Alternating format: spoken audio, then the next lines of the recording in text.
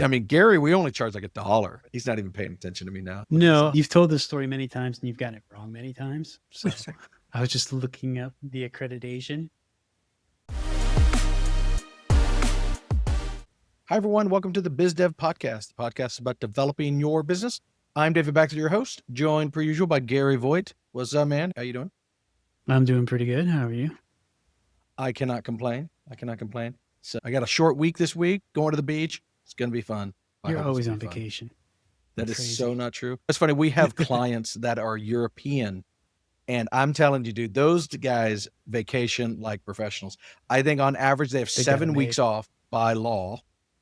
And then even then they have their holiday schedule, which is intense as well. It's way more than America. So it's like, you have to schedule around their vacations like crazy. I'm telling you, they do it in a very different way. And I've always wondered, I should ask them, if you have a small business and you have 2 or 3 critical people, how do you run a business like that? Like the guy's gone for 2 months out of the year. Like, how does that happen?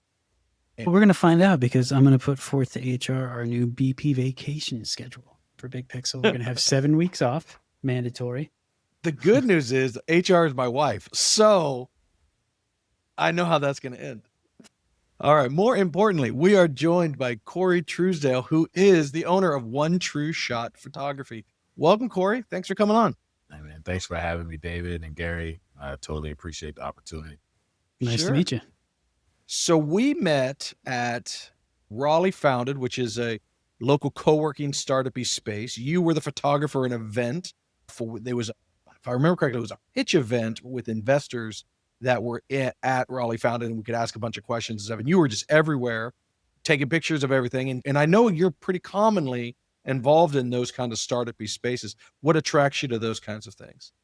Immediately is the networking opportunity and the relationship gatherer piece behind it. Just being in those type of rooms, you're going to meet people that you've never encountered before. And then you're going to meet those that you can relate with, but it's like a trickle effect. You meet somebody, they recognize your work, like how, me and you met, and then you turn around and then you never know you got another relationship down the line to be in those type of environments.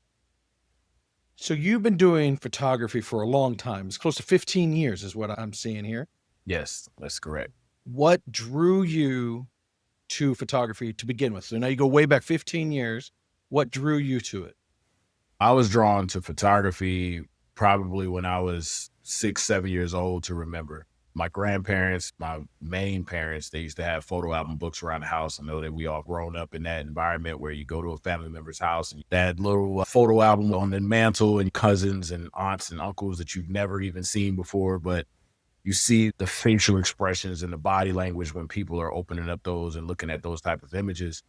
And that always was attractive to me. And then as I got older, I recognized that I wasn't in a lot of those photos. It was a saddened type of feeling that, man, I can't show my kids more than 30 pictures of myself when I was younger. All I have literally in my hands at home is about 20 pictures from when I was younger.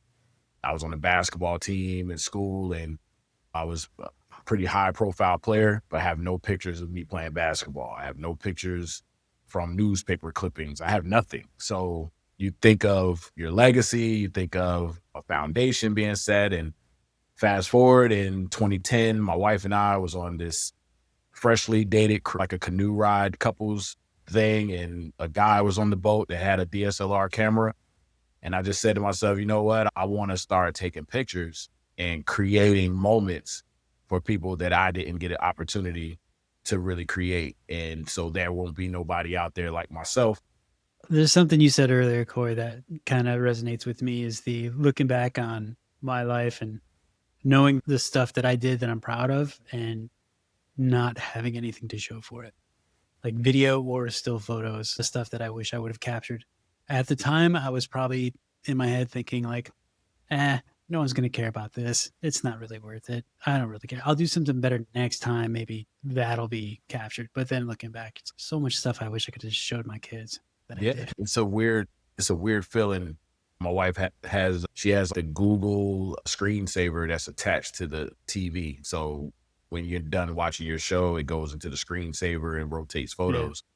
And the kids be in there sometimes and they're like, oh, remember that picture. And it's just like, I'm sitting back like, that's what I'm talking about. Every time they walk in here, they see a picture when they were like 5 years old, 4 years old. And they're like, where were we when that happened? And we tell them the story, and then all the feels come out. Anyway, I want to transition. There we go. So you're a professional photographer, right? And we were just talking about how amazing all the photos on your phone and all that, and how good they are. What is it that says I need the pros to come out? Like, you're not bringing you have a better camera, but it's not light years better than when I'm taking all my pictures, right? It used to be, but now it's not. So what is it when they're saying, hey, I need a pro here? What are they actually trying to get? Aside from the pixelation form, they're looking for the little things, the communication, the direction, the suggestions, those different kind of things. Like when you have your phone, I can use an example of my hairstylist yesterday, or the day before yesterday. I got my hair done, and she takes a bunch of photos with her phone. She's a beautiful hairstylist. Like, you can just tell she's into fitness and things like that. I take a lot of photos of models and things like individuals that have careers that they need to be in front of the camera sometimes. Sure. Well, but she sat there and she said, I will never get in front of a professional camera. And I looked at her, I was like, but your whole Instagram is you in front of the camera. And she's, yeah, but I'm taking the picture with my phone. But it's like an intimidation standpoint. Like, when you see that DSLR or that mirrorless camera come out, it's automatically professional. But there are a few different things. There are certain angles that you can't catch with a DSLR, with a regular phone camera, than you can catch with a DSLR. Just the lighting, the editing aspect, the sizing of the photo. Someone can take a picture with their cell phone and try to get that picture printed. It's not going to look the same way from a professional camera for the post work and the editing and the contrast and the aperture that you're taking out of the DSLR camera. All those little things take effect, whereas the phones are mainly auto. Man, I can relate to your stylist. Gary can attest to this.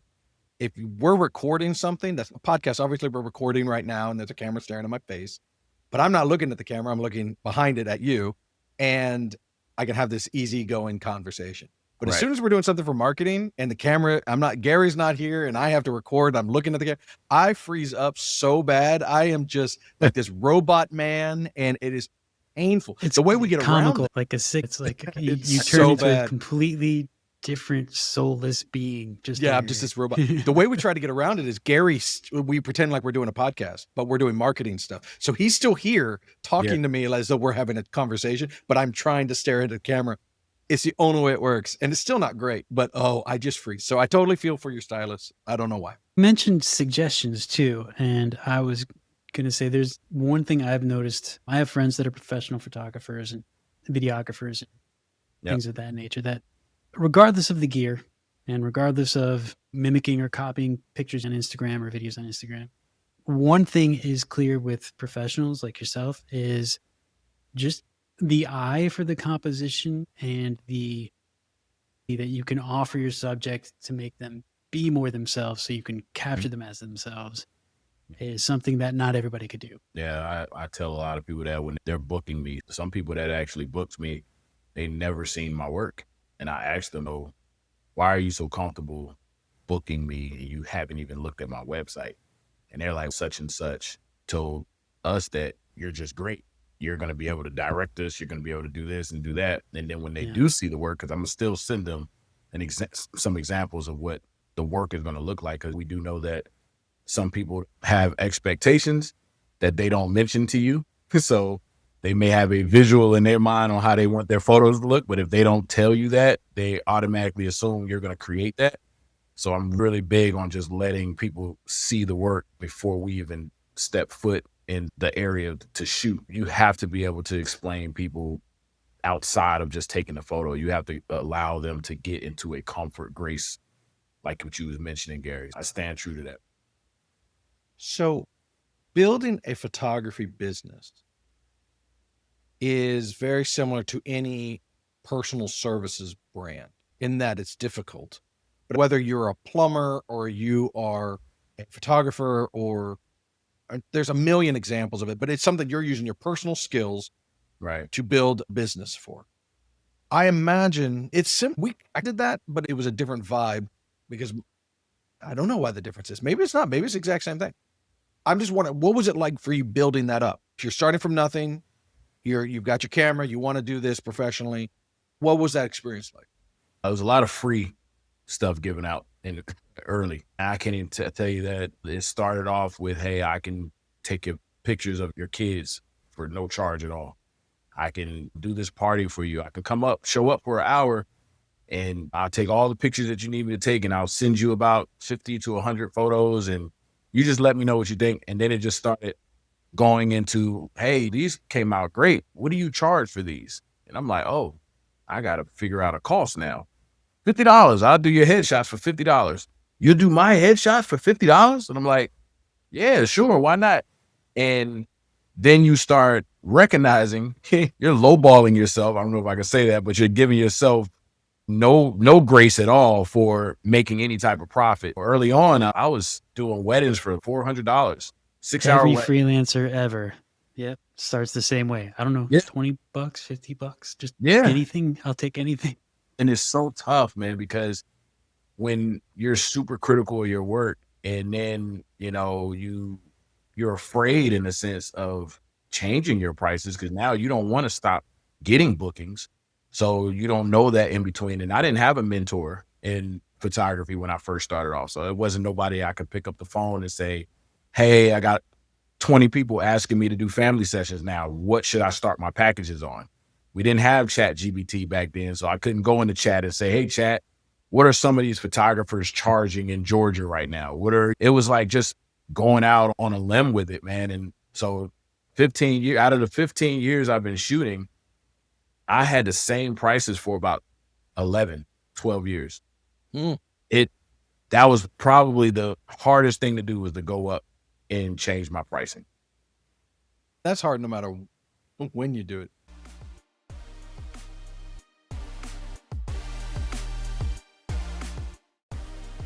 Big Pixel builds world-class custom software and amazing apps. Our team of pros puts passion into every one of our projects. Our design-infused development leans heavily on delivering a great experience for our clients and their clients. From startups to enterprises, we can help craft your ideas into real-world products that help your business do better business. I remember I had a conversation with someone that was in the industry for a while, and he flat out told me, like, hey, you're going to get the people that really want to use your service when you go up in your pricing. Look at it like nobody's going to buy from you. Look at it like the right people are going to buy from you. And when I understood that concept, I was like, okay, let me go out on a limb and really channel in on what my worth really is. And that's when my business started accelerating even greater. Man, every entrepreneur has to learn this themselves, but if you will listen to me now and believe what I am about to say, it will save you so much time and angst and anger. And those clients who want to pay you $500 are going to be 10 times worse than the people who want to pay you $5,000. Whatever your numbers are. I'm just making up numbers there, but no, you're absolutely right. Dude, because when someone says, I've got $500 to spend on whatever it is, it is their only $500. So they're going to watch every penny that flies out, and they're going to nitpick everything you do. And they're going to be so painful. You get the 5,000 or 50,000, whatever the number is, the bigger client, where it's just, they understand this is the cost of doing business. They're going to let you be the professional, let you be the expert. And then you can go do your job, and they will leave you alone until you produce your result. And then most likely, because you're a professional, you did a great job, and it's a very easy transaction. Yeah. But everyone has to go through this pain because they don't believe me. But I promise you, just listen to me, because it's so right. Usually the $500 client is second guessing themselves, not you.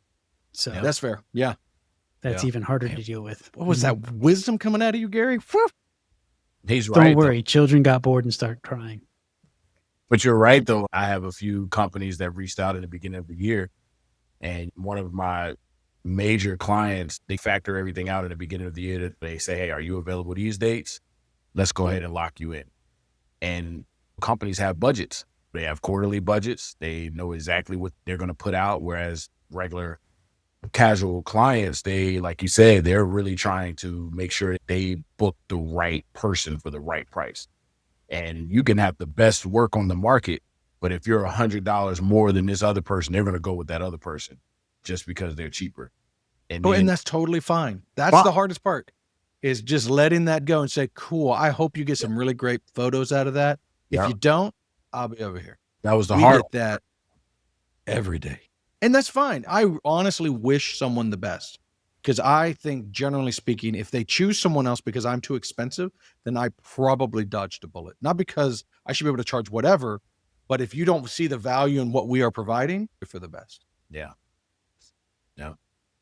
So in the business that you've grown for yourself and seeing how technology changes and how things are rapidly, I guess, leaning more towards like productivity and enhanced with AI and stuff like that. If you could build a process, like your dream process to run your business without you having to do too much other than just focus on what you love, which is probably the taking photos, maybe the editing and interacting with clients, what would your like overall dream vision be for like a custom tech process or custom software process to run your business? It's funny as you mentioned that. I've thought about that in the past because we are shaping ourselves up in an AI world. Having something where it's a site that clients can go into that have a booking client hub inside of it with a dashboard that you can actually get your gallery and be able to download your gallery. You got a marketing tool and, you know, a growth engine that can spit out what your clients look like. Because right now, as a photographer, I have to go on my website.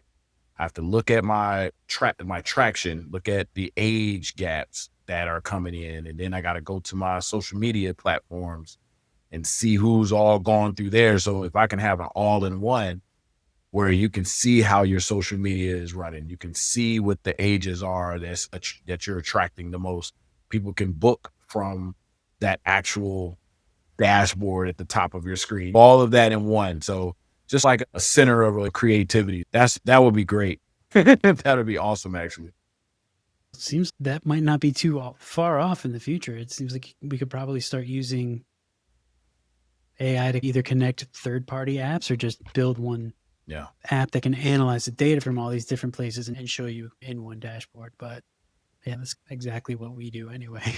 Oh yeah, because it's with my current website, someone can go on there. I can currently see if someone is on my website. I can see what page they are on, see what they're browsing. I can look at all of that, but you can't force them to create a profile so that way you can capture their email and their first and last name. That would be great if soon as they hit your website, AI can pick that information up. They can save that information for you. They can, you know, follow up with the client or the potential client. Hey, thanks for visiting and all of that. But I have to now go in and manually do that kind of stuff. I have to go in and send a thank you card, in a sense, to those who visited my website and subscribed. Less work can be greater for the future when it comes to that prospect. That is similar to what Facebook tried to build with their super cookie. They got in big trouble for that, but basically they created a web. It wasn't quite your personal information, but it was pretty close. They knew who you were, and it would follow you from site to site, so that exactly what you're describing. Because I just look at it from the other side. I've never been to this website before, and it knows my email address. That would scare the bejeebers out of you. So there's a lot of tech that actually prevents that from happening. HubSpot has a thing that if you ever went and signed up ever for a form, let's say you had a form, get a white paper, right? Go old school. Hey, get this white paper, right? Give me your email.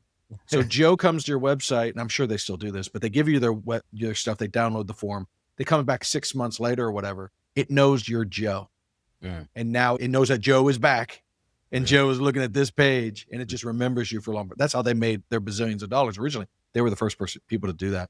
And it was huge because it made landing pages that they actually knew it was Joe versus random meta cookie.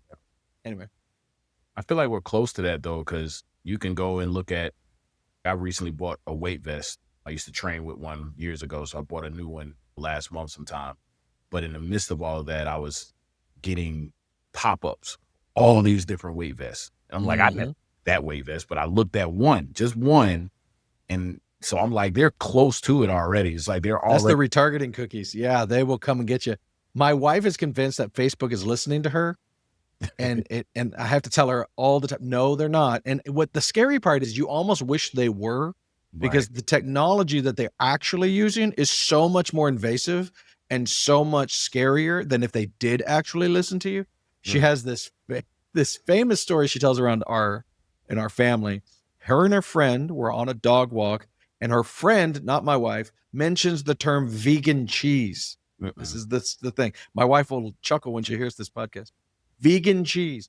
And within a day, my wife starts getting ads for vegan cheese. And she's proof. It's proof. And I said, no, here's the scary part. What really happened was your friend who you're walking with was searching for vegan cheese. And your phone and her phone got near each other, that they now know that you're friends. And now they're thinking, if you're friends, then you might like vegan cheese. Bam, you get ads for vegan cheese. That's way creepier. But she swears, I'm like, no, they're not listening. They're doing much worse. Or they think you can get, oh, my friend was thinking about vegan cheese. Here's an ad for vegan cheese. Let me tell my friend about this vegan cheese. Yeah. Oh, man. It's creepy. Super invasive. If you ever log into free Wi-Fi at any store, that you are absolutely asking them just to track the crap out of you and serve you all the ads. So just keep that in mind whenever you sign up for free Wi-Fi at JCPenney's or wherever. All right, Gary, bring us home. All right. Our super secret question that everybody else who has heard this podcast knows except you. Since you've started your own photography business, what would 3 pieces of advice that you would give a new startup or an entrepreneur to help them become successful? 3 pieces of advice. They could be anything. It doesn't have to be that profound. It doesn't have to be salesy. Just 3 things that you've learned that to you that might help someone else out.